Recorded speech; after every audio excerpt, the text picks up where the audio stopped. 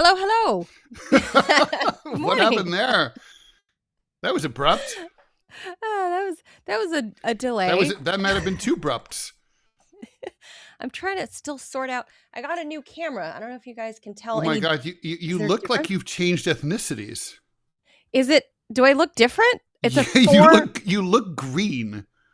Green? See, I need to set. I can't tell on my monitors because I have like the blue light from blocker. Planet Claire. Am I knew green? She came from there. She drove a Planet satellite.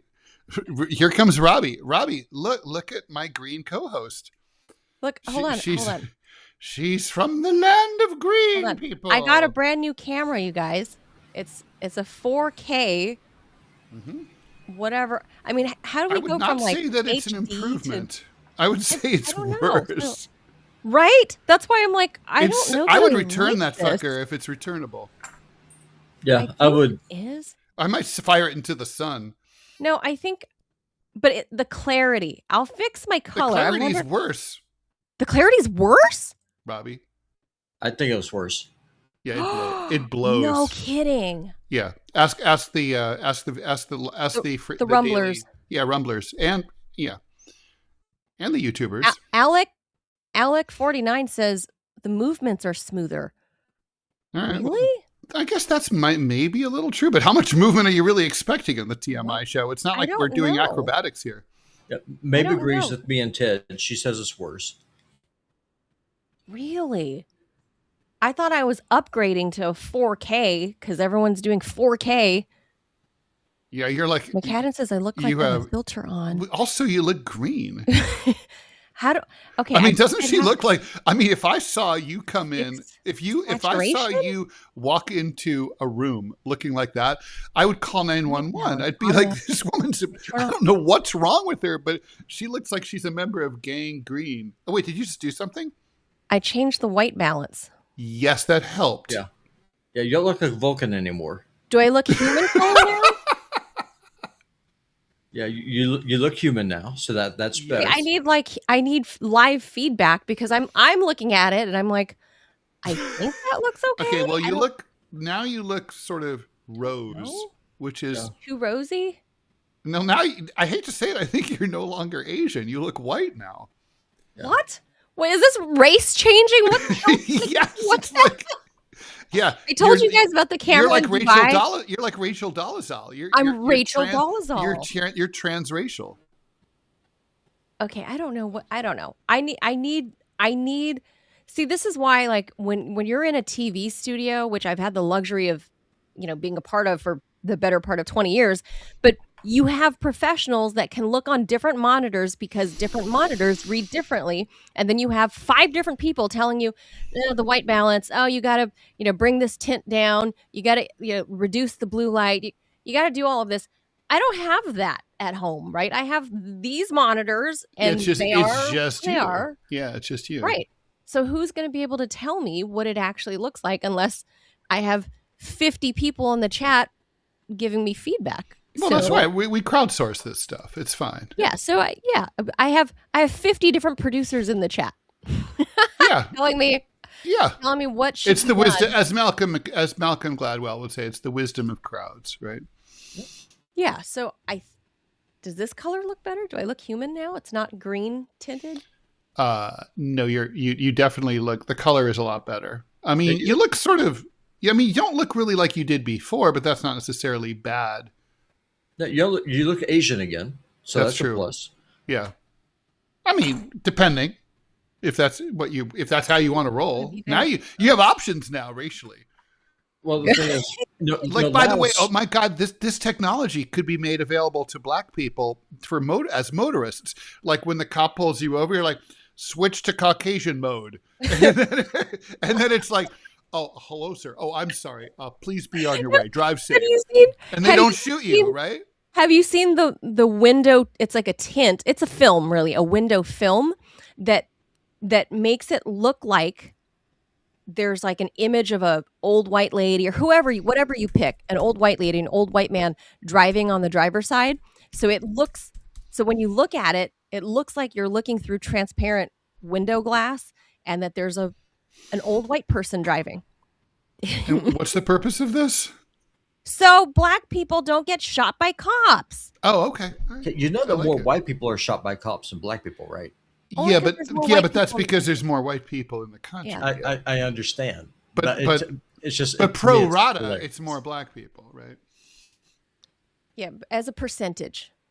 Yeah. Based No, on it's like population. it's sort of like how there's more white people who are on welfare than black people. I had that argument with an economist before on air. He tried to say that there's more black people on welfare, and I was like, Pro rata, that's true. Yeah, I it was is like, true. if we're on pure numbers, I said no, because he was talking about pure Yeah, numbers. not raw numbers. No, not in pure numbers. I said that's not possible because black people are only 12% of the population. So I was like, really, if you're talking about and the cops are eating working up on the making it welfare. 11. So yeah, well, anyway, that's that. I'll try to make one of you guys stick around later and help me with this color because I can only see from my own monitor and it looked fine to me. But see, now to me, I look orange. I look like Donald Trump. I look No, like you don't look orange. I think the other Yeah. camera was. I think the other camera was clearer. I think it had clearer. Yeah, I agree with that. Really? You had It better just- res with the old one. It looked better. Listen, It's if true. you're Yeah, you don't look great right now. I'm flabbergasted right now. This is like the Well, you know what? You know what's funny is latest and so greatest. you know like how AOC, who's back in the news for her eggs thing, Yes. AOC looks really different depending on what the photo is. Have you ever noticed that? Like, Yeah. I mean, it's kind of like, wait, is that the same person? She's like a xenomorph. Yeah. She's constantly changing. That's what this camera is doing to you. I thought I knew what you looked like, and now I'm not sure I do. John I Doe tried over taping myself. John Doe over on YouTube, Manila says you look very hot. Me and Ted though, not so much. Thank you. Well, Well, maybe I it's because guess- I'm only thank hot you. only because the camera morphed me and I don't look like my real self. No, you're hotter before.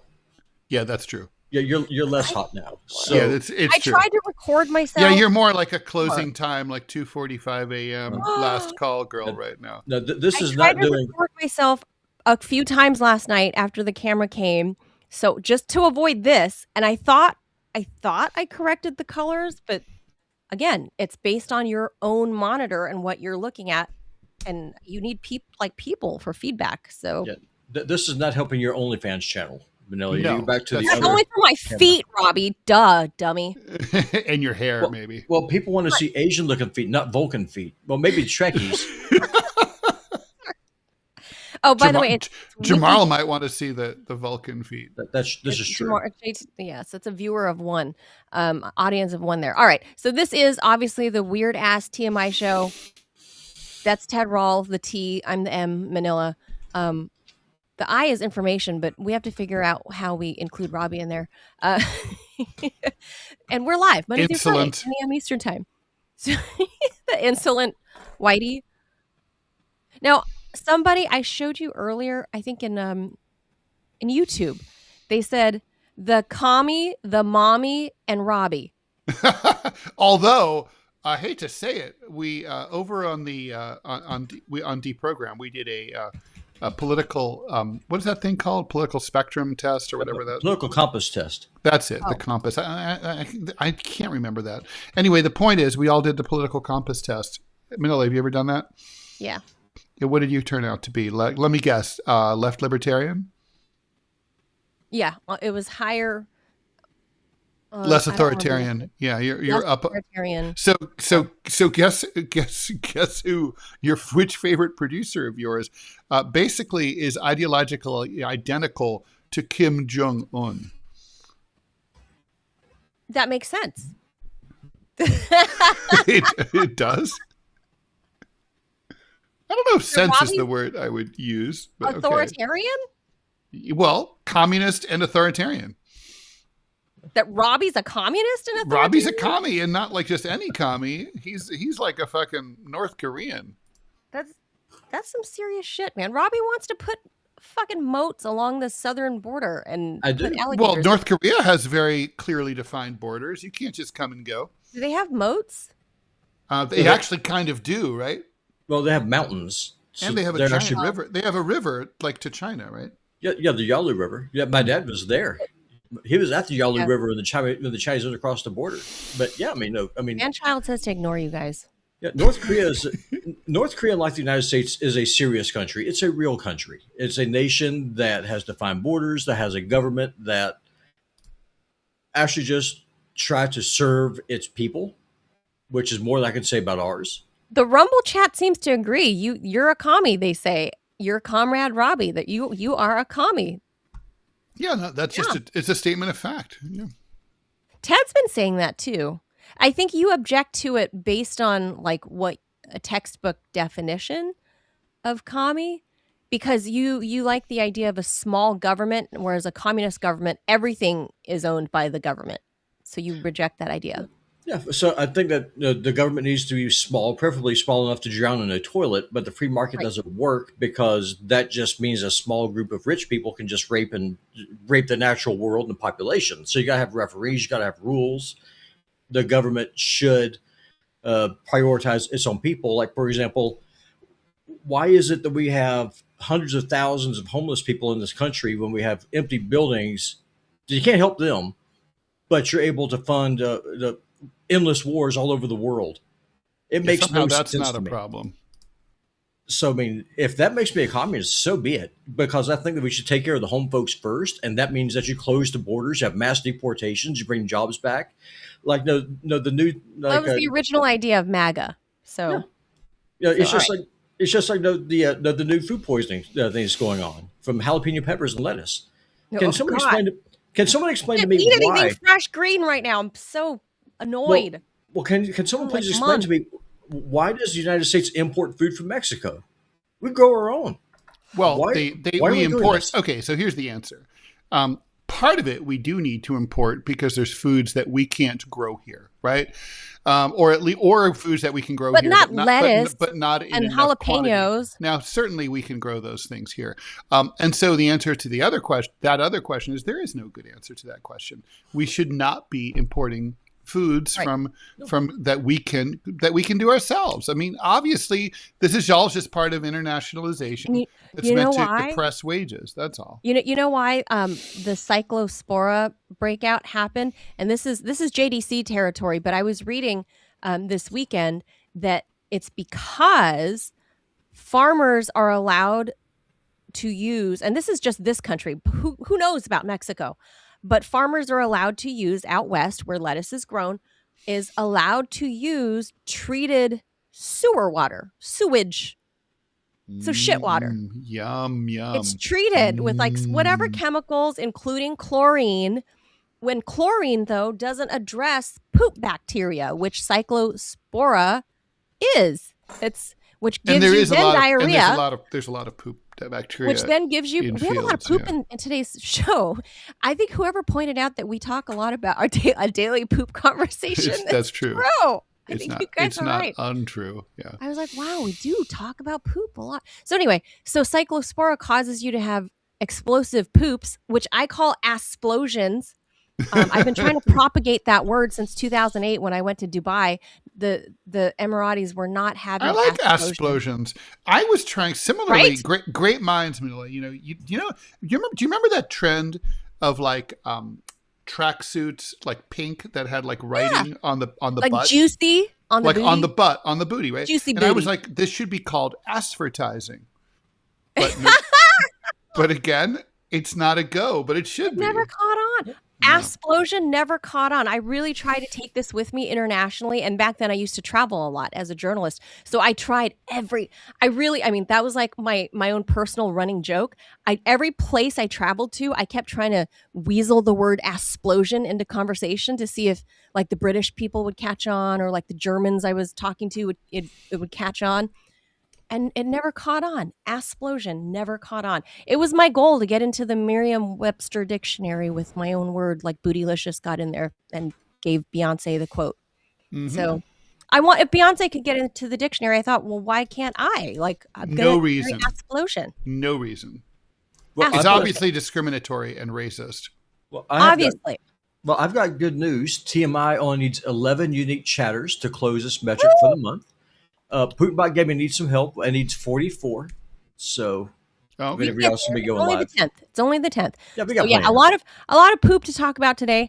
Let's hop to it. We'll let's live with poo it whatever up. color I am, whatever Poo it color, whatever up. race I am. I don't know. Nobody It's knows. up for discussion. Well, you look You guys Asian decide. again, so that's a Oh, plus. okay. Oh, Yeah. okay. Okay. That's enough for me. That's enough. All right. With that, It'll have to be. it'll have to be enough because we got show's got to go on. All right.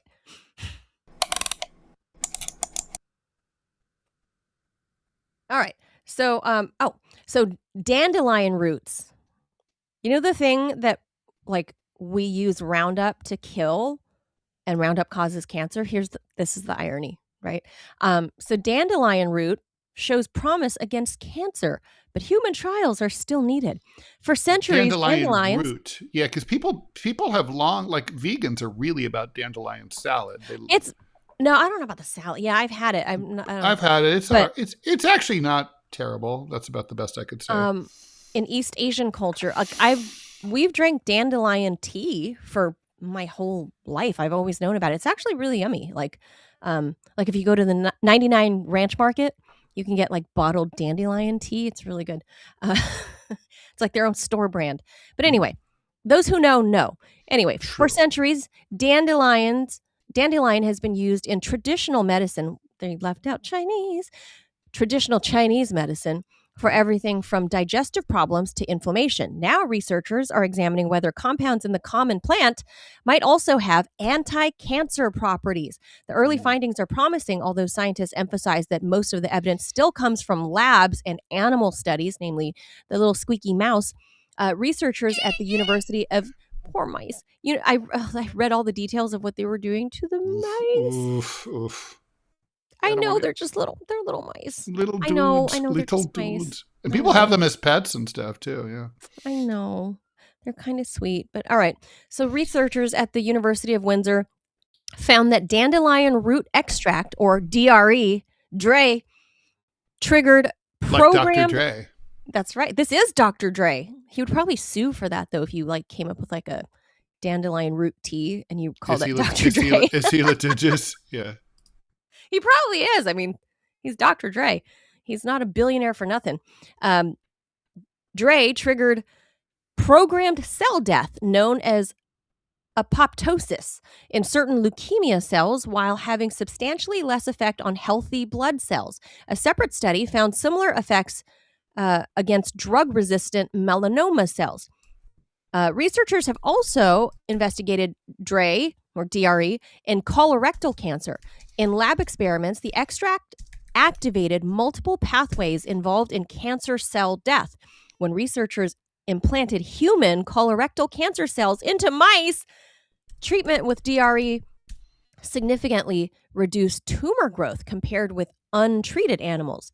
Scientists believe dandelions' effects may come from its unusually diverse mixture of biologically active compounds, including flavonoids, phenolic compounds, sesquiterpene lactones, and triterpenoids, such as taraxisterol. Research suggests that these compounds may affect several processes cancer cells rely on, including mitochondrial function, oxidative stress, inflammation, and cell signaling pathways such as PI3K, AKT, and STAT3. That's important because cancer cells can sometimes evade treatments aimed at a single molecular pathway. Researchers are therefore interested in substances capable of influencing several mechanisms simultaneously. There have been individual reports, so I've read a lot of anecdotal reports, of cancer patients experiencing unexpected improvements while using dandelion root preparations, but such cases cannot establish cause and effect, and they are not substitutes for controlled clinical trials. And well, that never stopped like Moderna or like Pfizer. They got their stuff to market. Just saying. And that remains the major missing piece. There is currently no reliable clinical evidence showing that dandelion root can treat or cure cancer in humans. The National Cancer Institute cautions that no herbal supplement has been proven to cure cancer, and some supplements can interfere with conventional treatments. Still, the laboratory findings are substantial enough to justify further research.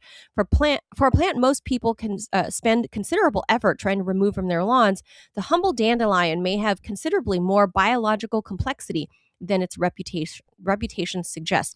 So, like I was saying at the top, I think the irony is that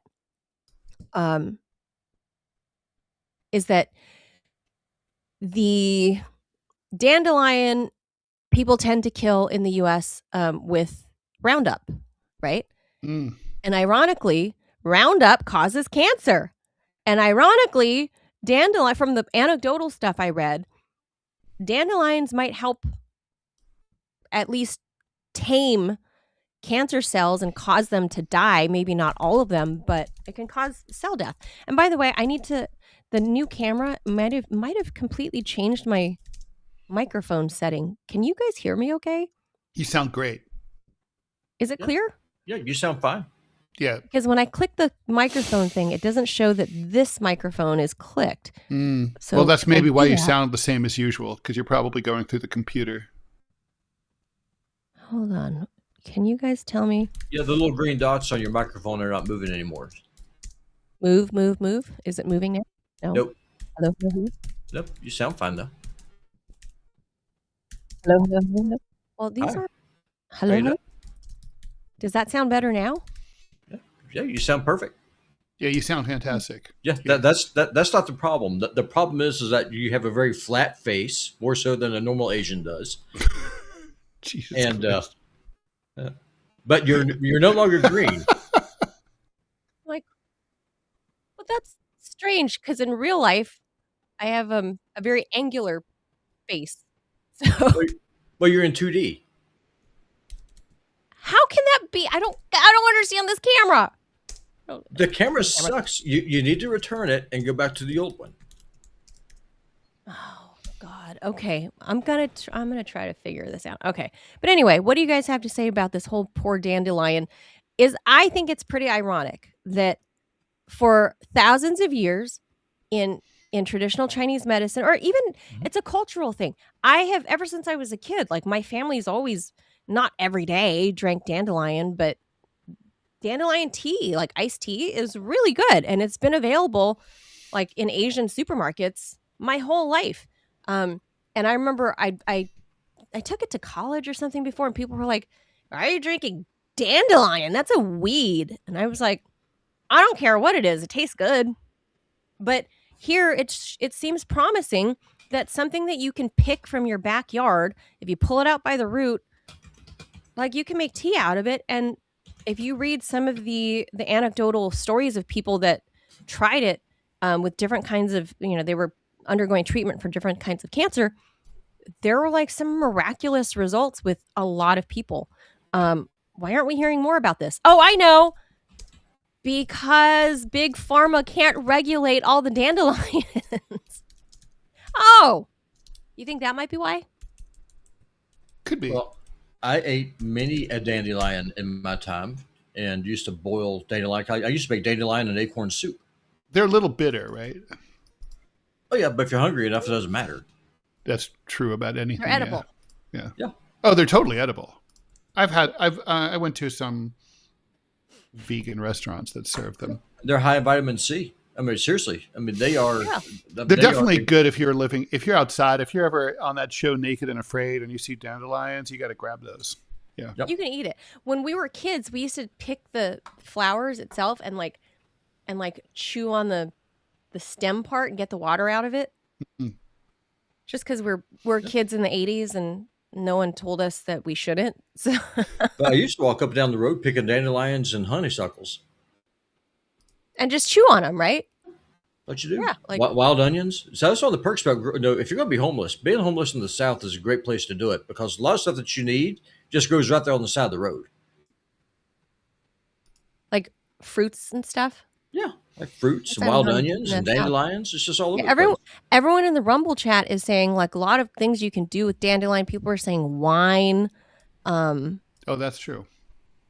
Yes, that's true, Mr. Lee. Too much dandelion can be toxic. That's true, but too much anything can be Yeah, even water. toxic. Yeah. Yeah. You can get water toxicity. That happened to Brooke Shields like a year ago, I think. What? Yeah, she like drowned herself internally from drinking too much water. And she almost became the Blue Lagoon. Oh, yes. I thought that too when it happened, because she drank so much water trying to stay hydrated that she messed up her sodium balance in her body, and it made her brain. She had a brain lapse or something. And passed out. What you can do with Well, dandelions. she still could have become a member of Congress, so it wouldn't have been all lost. What you do with dandelions, and this is great. So what you do is that you get your dandelions, and then you get yourself a cattail. Those are the tops that grow on top of a swamp cabbage. You wrap Is that the same as a pussy willow? Is that what that is? No. Oh, it's a different thing. a cattails is big. They look like weenies, just kind of You've grow up seen on them. these stalks. Yeah. You're in Virginia, you've seen them. But what? Come but what on, you do, when you go by a marsh, they're like it's a stick with like a hot dog on top. yeah, Oh, then what's Yes. a pussy willow? no idea.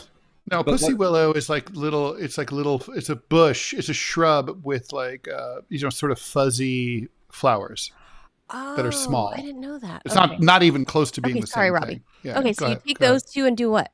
Well, what you do is that you wrap the dandelion leaf around the cattail, and then you can roast them, and then just eat it. You can eat that brown thing that looks like a hot dog? 100%. In the woods? Yeah, I've eaten them. I lived off of them. Yeah, Boy Scouts eat them all the time. Really?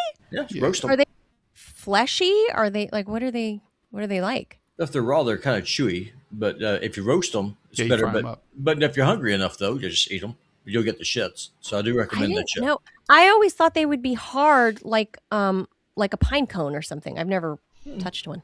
No, they're not. They're bitter. So you want to really recommend that you cook them. Now, another thing you can do, if you make an acorn soup, you can just throw them in there, and that'll work too. Acorns also are very bitter unless you boil the shit out of them. Oh, they Really? taste so bad, especially Yeah, oak trees. they're awful. But now here's the thing, though. That's why American Indians who ate a lot of them, they were ornery. Yeah, Like They John were- Acorn on King of the Hill? yeah, pine cones. No, if you find the ones that ain't open, you can pry them open using a knife, and you can get the seeds out. Those are delicious. I've really got to look. I bet you, because I'm of the belief, one, that aliens are underneath the ocean, way deep, and two, that there are Those are called fish.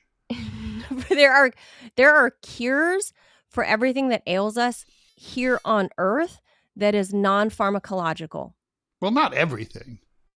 I believe that we just haven't found it. That's all. I mean, think What of all basis the shit, is there to shit in think the that? Amazon. Look at all the shit in the Amazon that we're just now discovering that have been available to like native populations for thousands of years, but nobody bothers to pay attention to what the native populations say because big pharma can't capitalize on it. So I do believe that basically anything that ails us, it derives from nature. You can fix it with nature if you can find the right thing. And I'm sure there's ancient texts in probably every culture that says something about it, and people just haven't discovered those ancient scrolls or whatever, these ancient writings, or people have and have dismissed it and never looked into it. I bet you there's some plant somewhere or plant concoction somewhere that people in ancient India 4,000 years ago could treat cancer with. I'm sure of it. I'm sure. So, and it's that we are a captured society, and big pharma has purchased everything. So they tell you that you must use their chemo, you must use their whatever. This is the only way forward. And I don't think all this anecdotal, not only conversations you can find on YouTube, but things that you can read. There's thousands upon thousands of people all around the world that insist on non-pharma ways that they treated their own cancer, and they went into full remission. It's impossible that that's false. Well, if you're cured, you're no longer a patient. I mean, at the end of the day, though, Yeah. that is honestly where it comes from. If you are cured, think about what I just said. If you are cured, you are no longer a patient. That's the issue. They make no money off of you if you're healthy. As far as that goes, if you're healthy, you can self-govern yourself. And if you're able to self-govern yourself, you don't need some oligarch in DC lording everything over you because you're too sick and too stressed out to make your own decisions. This is all by design. JDC is like, call me crazy, but I don't think there's a plant that will solve the problems of severe cranial trauma. We're not talking about, I don't mean a gunshot wound and some fucking patch of dandelion. You did say everything. No. Ailment. Everything is a big word. Ailment. We're talking about ailments. We're talking about. Okay, well, a gunshot wound is an ailment. No, that's trauma. Are you talking about disease? Is that what you mean? Ailment. Something that's ailing your body, like a headache. Believe me, a gunshot wound in your head ails you. So something that happens to you guys fucking know what I'm talking about. Don't patronize me. So you guys know what I mean. You mean disease. That's what you mean. Not just disease. A headache isn't a disease. A headache is just something that happens. Yeah, well, that's right. I'm sure that there's tons. Like, for example, I'm a big user of arnica because I have like bad knees because I've just worn down the cartilage in my knees from too much running and whatever over my lifetime. And when the swell, like I don't like taking ibuprofen or whatever to bring that stuff down. I take copious amounts of arnica when it starts kicking in for a couple weeks and it kind of quells the inflammation and it's good. Arnica is a plant. It's been known, it's been used by the Aztecs and the Mexicans for thousands of years. So it's in tea. I have it in tea. Sometimes I have like in these little melt away pills. But arnica is great. And now Western medicine doctors are starting to prescribe or even give patients after, like in your, like my post-mastectomy kit, the doctors gave me, there was like arnica pills in there. I was just rub dirt on the girls. They'll be fine. Just rub dirt on it. Rub dirt. Yeah, that's great. All right, so that's that. Let's. Hey, man, you grew up similar. I mean, you know what the rule was. Have a skit knee, rub dirt on it, throw some tape over there, you'll be fine. Some tape? Yeah. Stop the leaking. Uh-huh. No, my grandfather always said just throw some salt on it and then just wrap it. That hurts. Spicy. Yeah. Yeah, because I mean it cures in the sense of not like fixing it, but it sanitizes it or pour vodka on something. That's what he would do. So, there you go. All right then. California's gray wolf population, which is recovering after years of dropping, is creating an expensive problem for ranchers in Northern California. By the 1920s, wolves were basically gone from California after having been shot by ranchers, but began returning naturally from neighboring states, meandering over the border, moseying over the border in 2011. Today, state wildlife officials estimate that there are at least 50 wolves living in 9 known packs. Frankly, that's not a lot of wolves for a state the size of California. As their numbers have increased, so have attacks on livestock. According to Department of Fish and Wildlife for the state, wolves killed or injured 198 livestock animals last year, with Sierra, Plumas, Lassen, and Siskiyou counties having the most attacks. Those are rural areas. More than 400 confirmed or probable livestock losses have been attributed to wolves in the last 10 years. The problem appears particularly acute during summer grazing season. A UC Davis study, that's like an ag school in the UC system, examined wolf scat that's wolf poo, from two Northern California packs of wolves, found cattle DNA in 72% of samples. Hey, maybe they just went to Wendy's, collected during the summers of 2022 and 2023. Preliminary research on another pack of wolves suggests that cattle may comprise an even larger portion of summertime dining for wolves. Ranchers are very frustrated because gray wolves are protected under the Endangered Species Act of the state, so they can't really do a lot if the wolves attack their herds. State lawmakers are debating measures that would expand the use of non-lethal deterrents and clarify when people might be able to be allowed to use force to protect themselves from wolves or mountain lions. Meanwhile, California's dedicated wolf livestock compensation program received zero new funding in the state budget, increasing concerns among ranchers already absorbing livestock losses. The wolves, meanwhile, are just being bitey because, they be wolves. The increasingly contentious question is whether California's wildlife policy has kept pace with their return. So, go ahead, Manila. So Gavin Newsom found a way to not fund in the state budget. Wait, how do you know that's a Gavin Newsom thing? Well, I think from what I understand, he's a micromanager of where all the money goes. And if the state assembly passed it, it tacitly right now, because they're all in love with Gavin Newsom at the state assembly, that the governor, they've already been in cahoots with the governor before they even bring a major bill to the floor. So that means Gavin Newsom was not into funding this thing.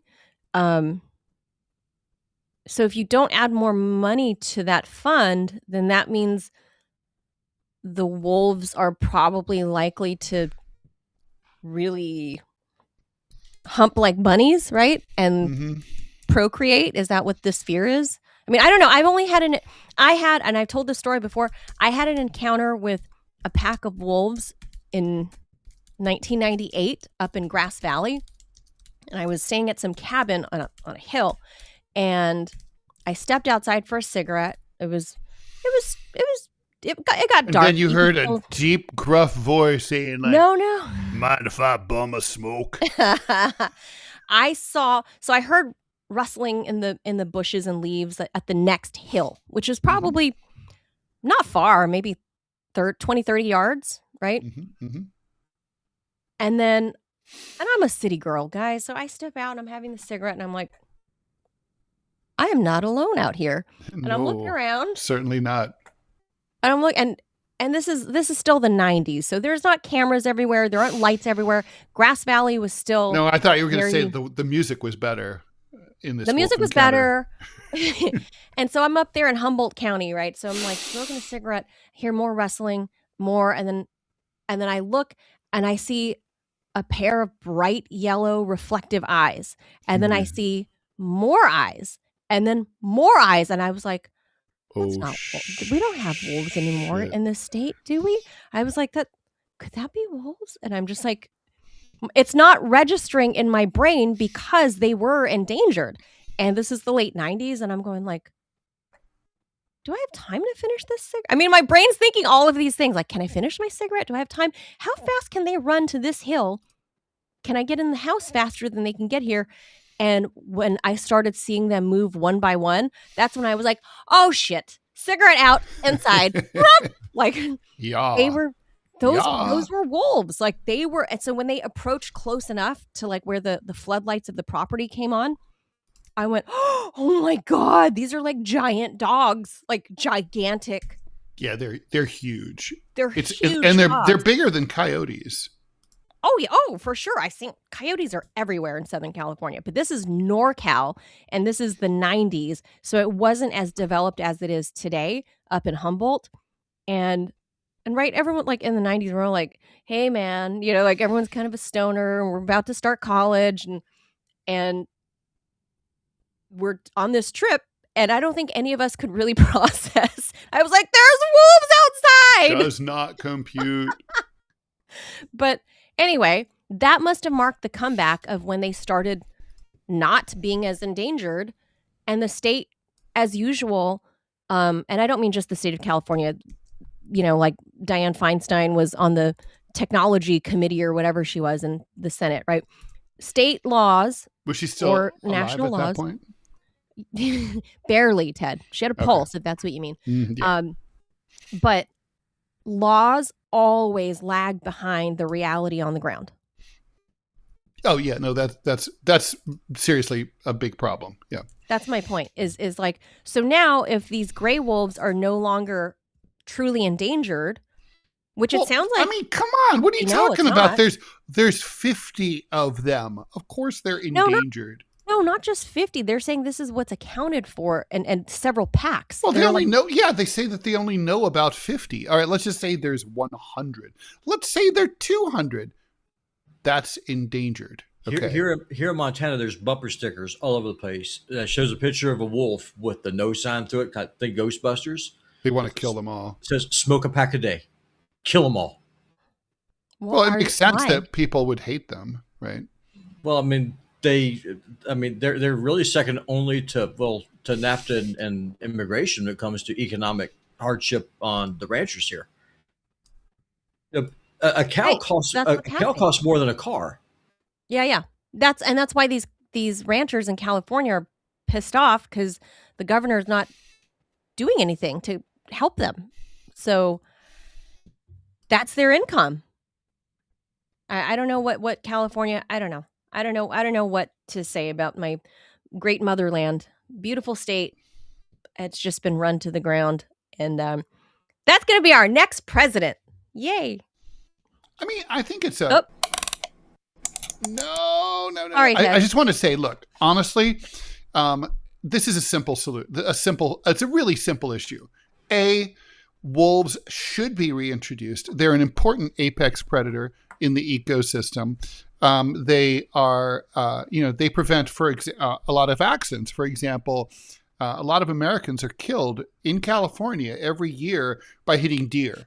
And the deer population is completely out of control in a lot of places because there's no predators to eat them anymore. So wolves solve that problem. We got to live side by side with these predators. It's okay. I'm sympathetic to the plight of the ranchers. With so few wolves at this point, I can't imagine that it's a huge bite in California's state budget to compensate them when they lose a head of cattle, right? I mean, just literally all they should have to do is take a picture of it, file an easy report online, and get compensated by the state. And I mean, look, if we get to the point where there's tens of thousands of wolves running around, and there's no more steak in the grocery stores, okay, like that's a problem. But we're not there. I mean, you're literally measuring your wolves in double digits. You can live most of your life in the state of California, even in a rural area, and never see one. We just put them on the border. I mean, that would solve two different problems. True. True. I'm serious. It would be entertaining too. It would be. No, I have alligators in the river. the wolves patrolling the banks. I mean, it solves. Can you train them? Is the question. Look, they are pack animals. Pack I would train. Generally listen, trainable. I would trust a wolf more than I would an ICE agent, and that's coming from me. So if I had to have one or the other, I'd rather have the wolf. Probably fair. Look, the wolf is more motivated. I offered a more less lethal idea for the border. I said that we should just across much of the border, build the wall, but in parts that we don't have the wall up, we can do like an American Gladiators type course, and if they can get through it, that means they be strong, Ted. True. They deserve to be here. If they can get through the gauntlet of American Gladiator style stuff, otherwise they get sent packing. But if they can get through with like the gladiator ice, like pew, pew, shooting you like tennis ball guns, right? You get tagged out. Fine, you could hit them harder with, I don't know, pelt them with a softball gun. That would fucking hurt. But but if you can get through that, we've got to gamify everything. It's the American way. TV. You can put it on TV and be like American border gladiators. Like, yeah. I'm saying. What a great idea. They're not going to die. At least I'm not killing them like Robbie's idea with fucking gators and wolves. No, listen, only a couple of them will die. The rest of them will get the message. And it's kind of like Yellowstone, right? So you have people go up and they try to pet the buffalo. It happens here in Montana and Wyoming. It's all over the place. So you go up if you pet a buffalo. If you pet a buffalo, you get deported to the country of your choice, never to return because you're too stupid to be here. Migrants, on the flip side, they'll be smart enough to realize we cannot come across here because the American landscape, much like Montana, will kill you. Just stay where you are. I know. We saw the bison gore the that tourist man taking pictures of Montana killed a guy 2 weeks ago. He was driving. He was on the going to the Sun Road, going up to Logan Pass, and a rock fell.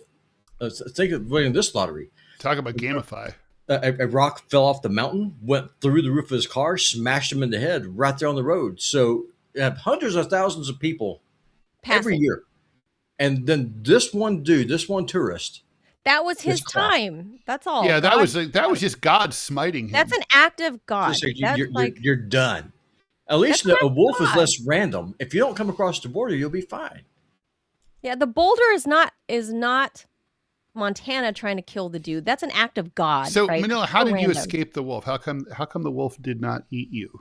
Because I was just on the porch having a cigarette. I just went inside. Wolf like Asians. Just like, oh, that's a cute little So you're girl. saying it wasn't so far.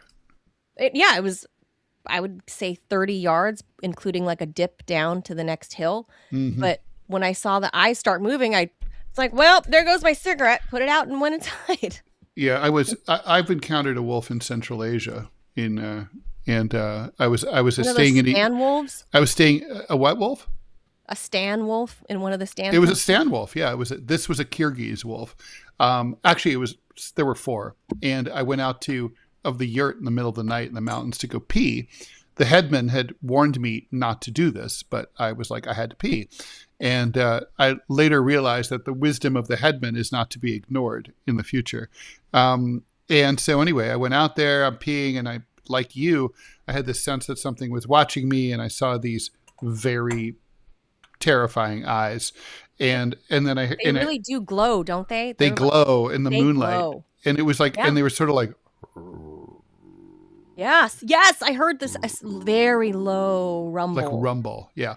Yeah, it's not even a growl; it was a rumble. And then you look around and you see them all, and they're really like focused and still. Yes. So I was kind of like, good doggy, and I was like, I'm going inside now. I'm going inside now, and I went inside, and that was it. And I told the headman the next day, and he's like, "You fucking idiot! You never go out in Kyrgyzstan in the mountains in the middle of the night because there are tigers too." So, Caspian tigers. Yeah. Okay. The elks and moose are mean as hell too. They're another critter I would put on the border because they will charge you. Yeah, they're very territorial. Right? They're mean. They're mean. People think, oh, they're so cute. They're so pretty. Like, they're not cute. They're big and ginormous and terrifying. They will kill you. Moose look like something you'd see out of Star Wars. You. Yeah, that's true. All right. Next story. All right, let's do it. All right. So some people seem to go through flu season. I'm telling you guys this because we're about to start school and enter the fall, right? Mm-hmm. Some people go through flu season year after year without ever getting influenza. Me, I'm one of those people. Scientists may now have a biological explanation. Yeah, you guys are assholes who don't pay, who get off the hook for no reason. Researchers studying 19 healthcare workers, a whopping 19, people repeatedly exposed to sick patients who reported never having flu-like symptoms and had never received a flu vaccine, me included. I've never had a flu vaccine, at least that I know of in my adult life. Found unusually high levels of a protein called dermacidin in their saliva and nasal passages. Dermacidin was already known as part of the body's innate immune system. It's normally found in sweat, where it helps protect the skin against bacteria and fungi. But the new research suggests it also has a previous underappreciated antiviral role. The key finding was where dermacidin appears to act. Before influenza enters human cells, instead of waiting for infection to spread and then relying on antibodies and other immune responses, high levels of the protein in the nose and mouth may help neutralize the virus at its point of entry. Oh, so this is like Robbie's border thing. Yes, exactly. Dermacidin is like they're like little wolves. Yeah. They are small, cute wolves. Researchers found that dermacidin blocked multiple influenza strains, including one resistant to existing antiviral drugs. It also showed activity against measles virus and one virus associated with the common cold. Scientists still do not know why some people naturally have much higher dermacidin levels than others, and the study is quite small. So the findings do not prove that dermacidin explains every case of apparent flu resistance, but the potential applications are significant.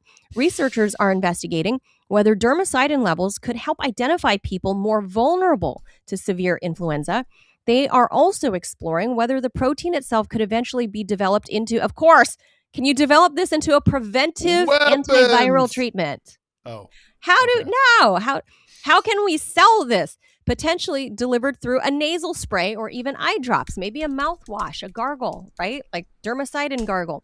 For now, the science is preliminary, but it suggests that some people's remarkable resistance to influenza may be rooted not in luck, but in a powerful molecular defense already built into the body. So I'm one of these annoying people, Ted. So 2024, outside of that being like the one odd year where obviously everything hit me, right? With like the breast cancer, the pleurisy, the pneumonia, like everything. Did you have COVID everything. too? Yeah, everything. Like not in 24, but like Mhm. in 2020, end of 2021. But that was it. And I think, I'm not sure, I didn't get tested for it. I think I might have had the flu once in my life, which was January 2008, right before I moved to Dubai. And I think I never tested, so I don't know. But I'm one of those annoying people that you like, if I start getting a little horsiness in my throat, like within a day or two, it's gone. And like a little sniffle, day or two, it's gone. It never develops into like a full blown anything. I like never miss work. I just never get sick. I never ever get the flu. And that can change. Obviously, I'm just saying historically, for 40 some odd years, I'm not somebody your that gets theory is sick. that you're one of these people. I might be one of these. Like now I'm like, oh, do I have high dermacidin? Like, how do I test this? Like, Well, there must be a way.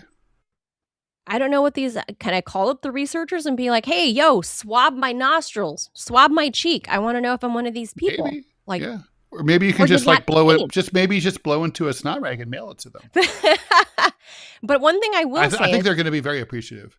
One thing I will say that I don't know if this is true for these other people that are high dermacidin, but my nose is always a little runny, and I've been to like 100 different like allergy specialists or whatever, and I don't even have allergies. Like that's not the issue. It's like a constant drip throughout the day. And I had one doctor tell me the theory was that my body is constantly flushing, and that might be why I never get sick. But that was a theory, and this was like the early 2000s. And he said, it could be that your nose is constantly flushing out, allergens and bad stuff.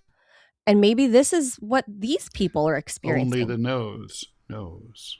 But dermacidin, something. Ew. John Doe says, I call it body yogurt. Gross. What? Are we talking about dermacidin? And they say snot. And antiviral in your sweat. Disgusting. It helps protect you. All right. So there you go. Mm-hmm. Okay, then. Last week, the startup Throne Science raised $10 million from investors, betting that the toilet will become the next frontier of health tracking. The company, co-founded by a WHOOP co-founder who has ulcerative colitis, has a downward-facing camera, not to be confused with downward-facing dog, that clips onto the bowl, analyzes stool consistency and urine color, and compiles the data into a shit app. Users then can then get advice on improving their results from an AI gut health coach. Scott Hinkle, Throne's CEO, I will give props to the name of the app. It's great. Shared his own dashboard, pointing to a stretch in early January when his bowel habits became more erratic around the same time he returned to work after Christmas to prepare for the company's launch. Our whole thing is, let's establish your baseline and notice any significant deviations, he said. Throne is just one of many companies doing this, entering this space. In the last 18 months, toilet tech has shifted from heated seats and bidets into passive health monitoring. Toto, the toilet seat company, launched Stool Scan in Japan. Oh, Vivu, not the band. Not the band. Right. Yeah. Vivu's smart toilet uses light waves to analyze your pee for hydration levels, and Kohler's Dakota, a clip-on camera, screens your poo for blood. The idea has appealed to gastroenterologists. Patients are notoriously bad at remembering their bowel movements. An objective record could help doctors diagnose and treat your digestive disorders.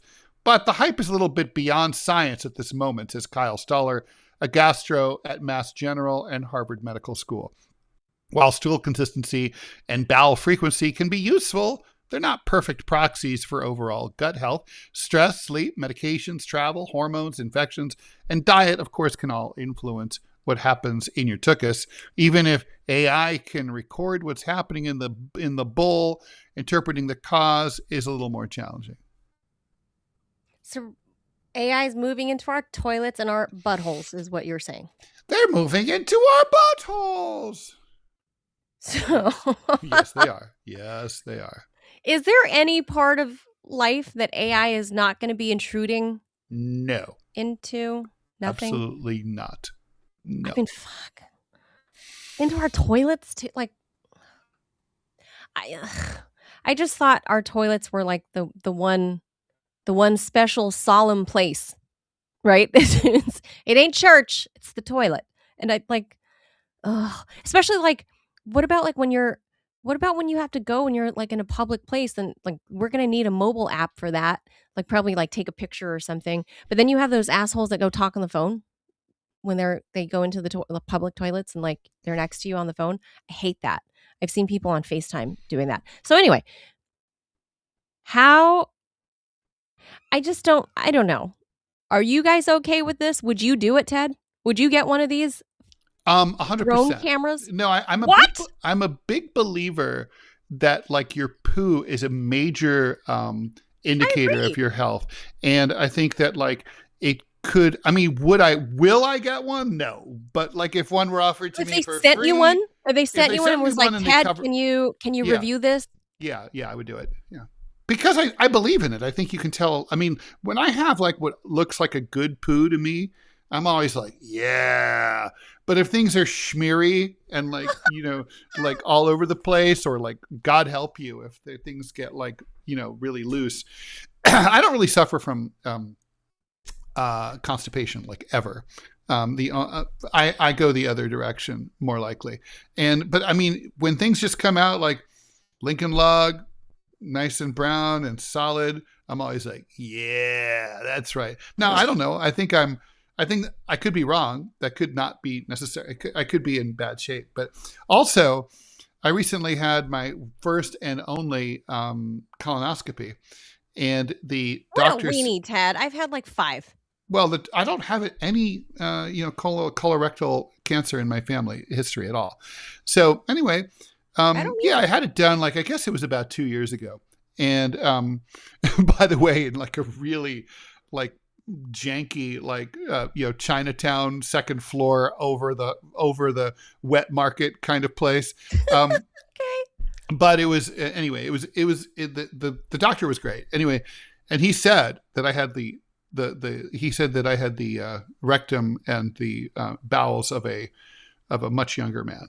He said like, oh man, he's like looking good, and I'm like, well, it's not from clean living, but okay.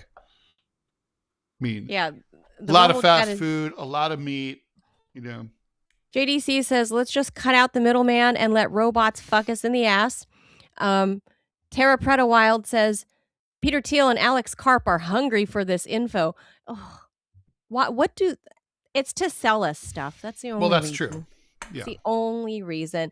And then, but look, here's what scares me about why the throne should be the one sacred place is because, look, we are moving more and more into this overly connected device world, right? Your fucking refrigerator talks to your washing machine, talks to your stove, whatever. All And then true.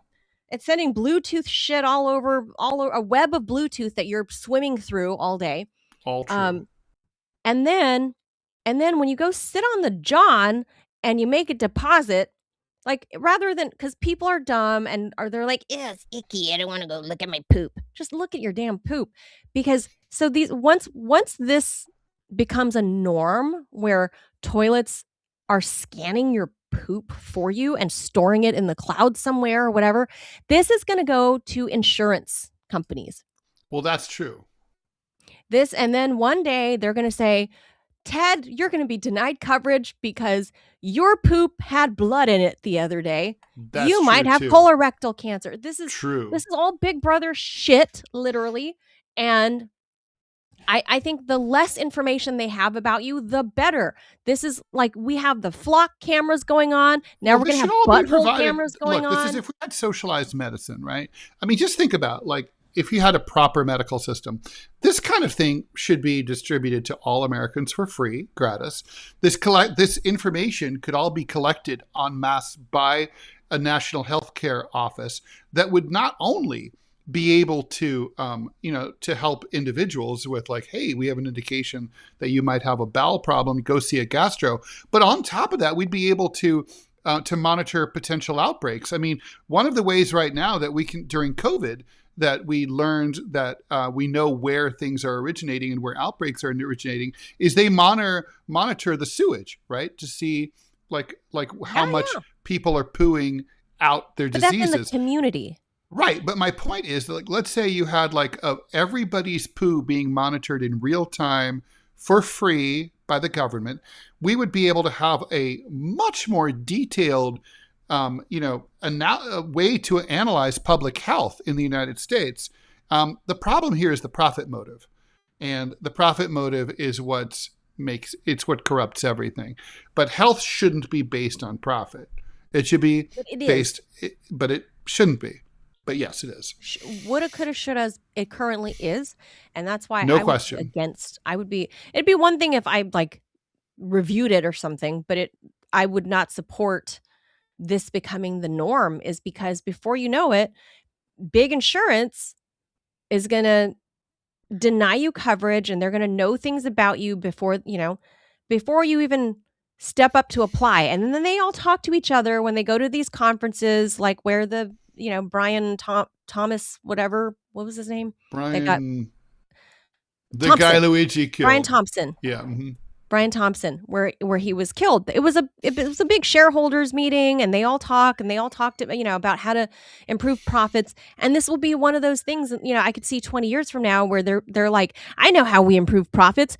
We force everybody to use these butthole cameras on their toilet, because gut health is your health. And if you're eating like shit, the shit will be shittier, and that's how we're going to deny coverage. Mm-hmm. Like, oh, I can see that you ate corn that day and Doritos. Like, that's what I'm saying. And it goes and alerts your Brian Thompson guy, and they're like, oh, you're eating, too much Mexican food. This is bad for your ulcerative colitis. We're not going to cover that. You've been told not to eat that. That's where we're headed. And I'm not down with that. So thanks to Alex Q for the $10 donation, by the way. Oh, thank you. And PW Walker, thank you for yours. Alec is dancing banana. So I think Alec is enjoying where this is going. So I'm going to say poo-poo to the potty cameras. No. I see what you did there. Okay. Yes. And PW Walker says that wasn't my poo. Not like Dookies have been license plates to identify whose ass it came from. If you're buying your own personal ass cam in your toilet, then they will most definitely. And if they assign it to you, I can imagine a future where, United Health or whoever, whatever carrier you have, where they assign it to you, and that is your dedicated ass cam. That's true. And I'm not down with that. All for the analog. Let's go back to 1992. I think that was a good year. I Do think you think there's going to be 1992. anal recognition software? Probably. They were like, hey, you didn't have that anal fissure 3 days ago, Ted. Yeah, what's going on? What's with the fistula? Right. So this is where we're headed, and I think your toilet should be the one last sacred place. And you should just look yourself and have a poo log, old fashioned way. Ha ha! Pun. Accidental. I saw the pun. Yeah. Accidental pun. All right, Good that pun. does it for us. This is Monday, and yes, we do a lot of poop stories, but your gut is very important. Your privacy to having your gut be how you want. Truth. Oh, do we have an ad we have to do? No ad. Nobody is offering to give us a commercial after talking about poop for 10 minutes. Shocking. Why? Well, I think probably what it is this is something that the three of us should probably tune in for. Rumble's earning call is going to be after the stock market closes today. And so with the changes to the creator program, might be a good idea to tune in and listen to what Chris Pavlovsky has got to say. Oh, interesting. Well, he's just going to tell us how he's fucking us over, right? I mean, what's the point? Well, because one of the things that we know they're going to be doing is they're going to start trying to monetize live streams by using them to train Rumble's AI system that they're building called Quake AI. Quake. Yeah. All right. Interesting. All right. Well, we'll see what happens. That does it for us on Monday. Yes, we will. Adios, amigos. We'll see you tomorrow. Thank you so much. Ciao. Bye-bye, y'all. Bye, y'all.